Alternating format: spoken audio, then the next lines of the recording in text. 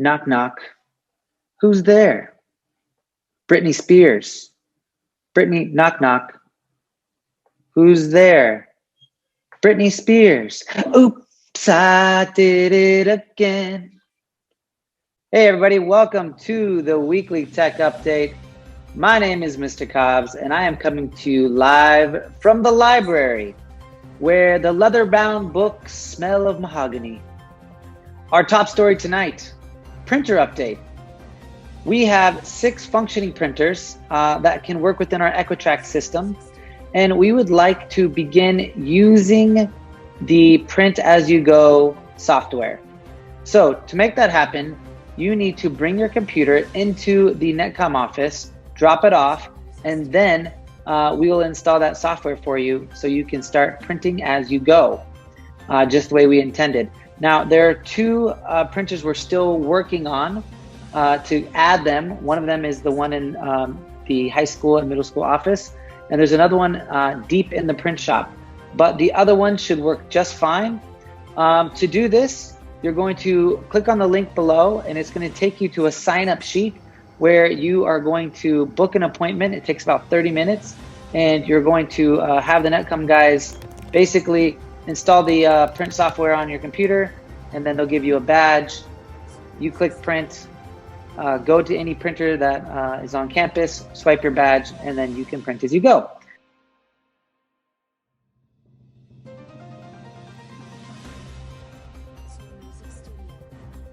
Next up, we've got the new EdTech video for you. This one's all about annotating the presentations that you do each and every day. Check it out. It's a great little Chrome extension add-on. I will be demonstrating this in our Teachers Teaching Teachers session today. My session will be on secondary choice boards, and Miss Bola, the lovely Miss Bola Body Lawson, will be doing a TTT on Common Sense Media. So if you'd like to join us this afternoon for Common Sense Media or for choice boards for TTT, please feel free to do so. And then also check out that new video on how to annotate your presentations, which you can also find in the link in the description below. Next up, your smartboards suck. They're old, they're from 2008, and they're gonna go away. We are planning on replacing your smartboards with brand new smart 75-inch screen TVs. We're gonna be equipping every classroom with one. So that's fantastic. It's gonna really streamline connectivity issues. It's gonna dramatically improve the audio visuals for your classroom. So just in time with the kids coming back on campus, that project is in the works. I can't give you an official date as to when they'll be installed, but we are hoping for sooner rather than later. Next up, we have ASL badges. For those of you who don't know what a badge is another name for a micro-credential. And a micro-credential is basically a kind of like a little mini micro degree that lets administrations and others know that you know how to use something. Now, a lot of the softwares out there have their own internal badging system. For example, Nearpod, Seesaw, Google, etc. And these are all systems that we use, and we're gonna want you to badge them in as well.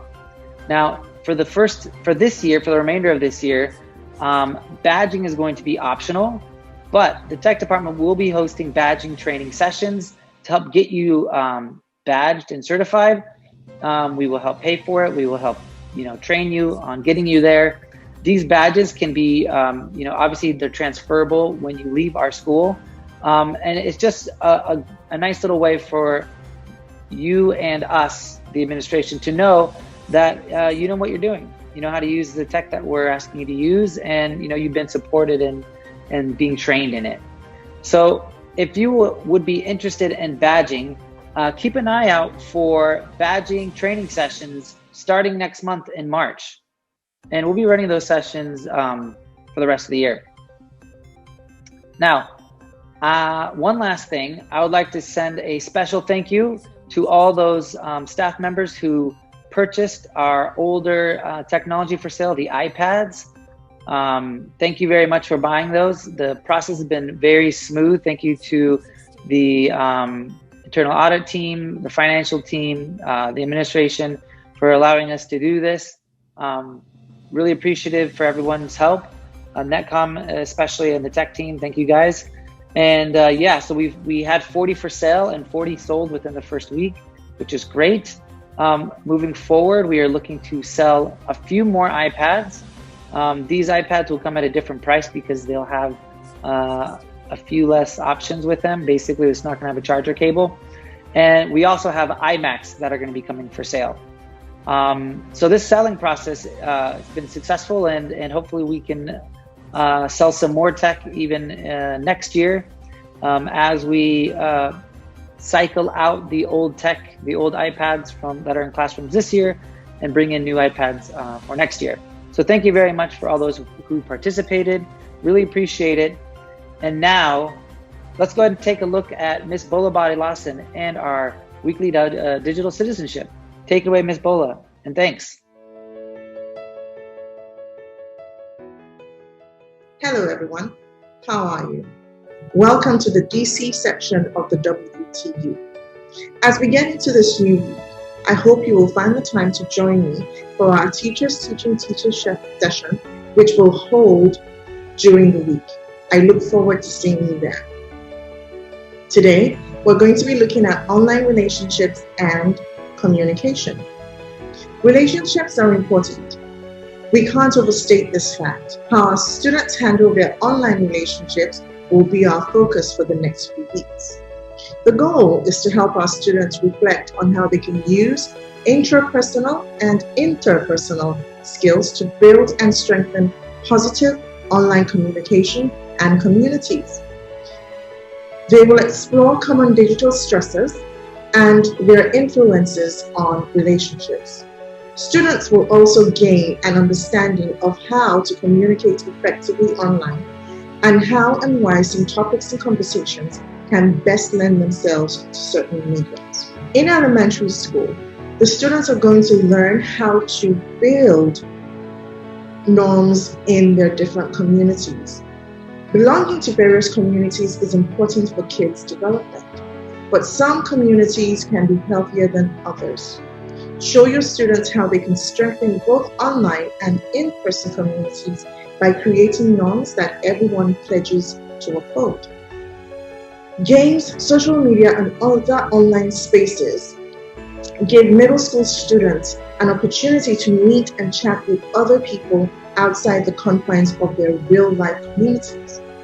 But how well do our middle school students actually know the people they're meeting and interacting with? We will help our students consider whom they're talking to and the types of information they're sharing online.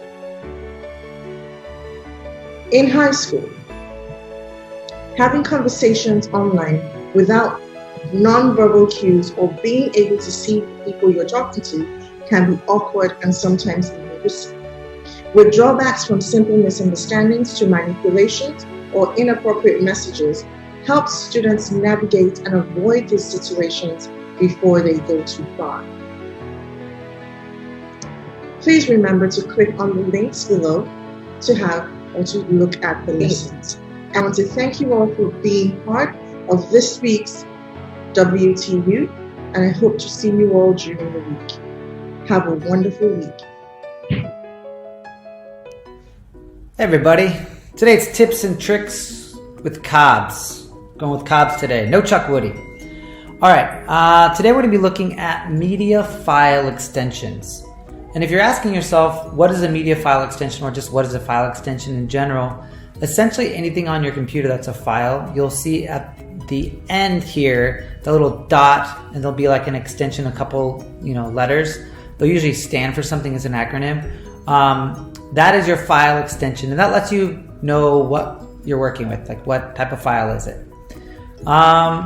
So one very common one is called a JPEG, or Joint Photographics Experts Group. Didn't even know that.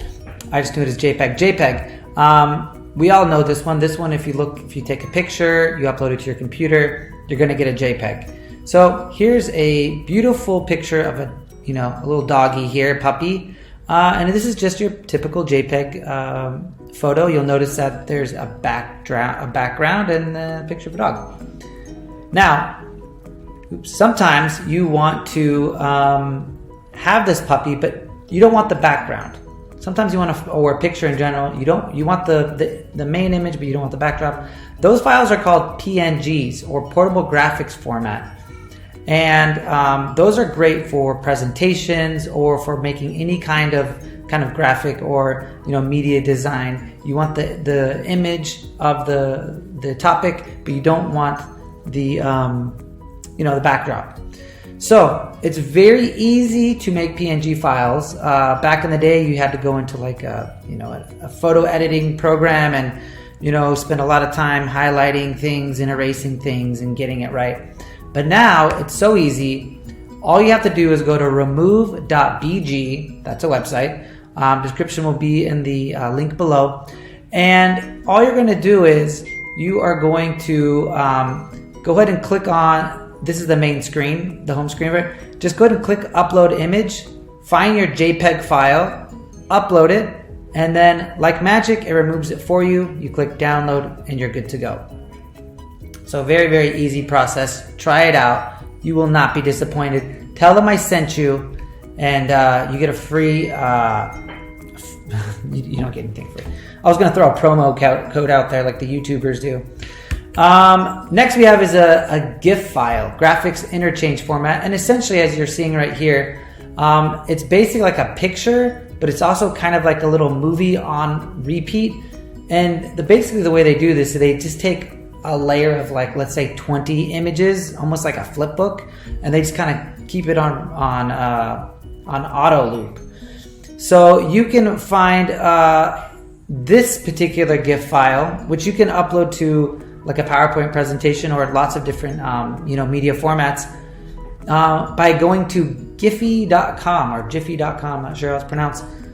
Go there, search it in, you can find it. I'm sure you've sent these to friends, etc. But anyways, GIF file, GIF, graphics interchange format. Go to giphy.com and you can add those to any presentation that you have. They are always fun, but they're also good for instruction as well. Next, we have the .heic high efficiency images. You'll notice these whenever you're like Bluetooth or sharing your images from your iPhone to or your iPad to your computer. And essentially they're just like a JPEG image, only they're not. They're kind of like a mix between the GIF files and the JPEG files. Essentially what they are is they are images that have the ability to have kind of this like GIF image. If you ever notice on your phone, you click live, you click the live button, and when you take the picture, if you hold down your image, there'll be like a second or two of actual like video recording. Apple kind of has that cool feature. Anyways, HEIC, they're great for that little media projects. However, they're very annoying if you're trying to upload them to Google Docs.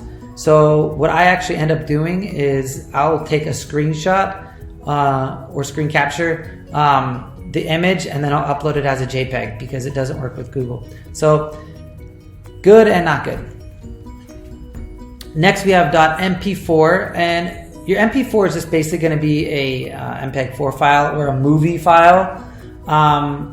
Whenever you download a movie off of an internet or you buy it, it could come as an MP4 file. Those are able to be played in any kind of computer, so they're really great. They're very universal. However, if you get a .mov file, that's going to be a QuickTime movie file extension, which is Apple specific, which means you would need a special player if you're going to use it in a Windows machine. Generally speaking, MP4s are better just because they're going to allow for you to be able to play on any computer. So that's it, guys. Thank you for your time and have a fantastic day. We'll see you next time. From all of us here at the Weekly Tech Update, thank you so much for watching, and we'll see you next week. Bye now.